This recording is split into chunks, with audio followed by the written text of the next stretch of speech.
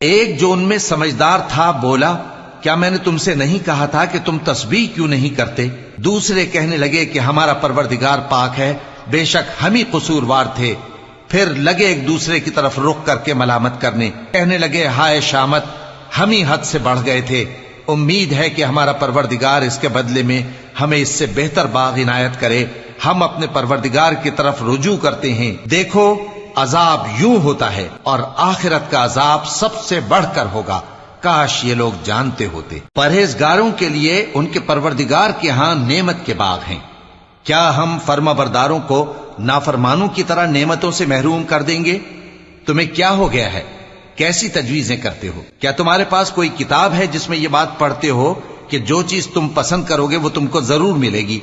یا تم نے ہم سے قسمیں لے رکھی ہیں جو قیامت کے دن تک چلی جائیں گی کہ جو کچھ تم طے کر لو گے وہ تمہارا ہوگا؟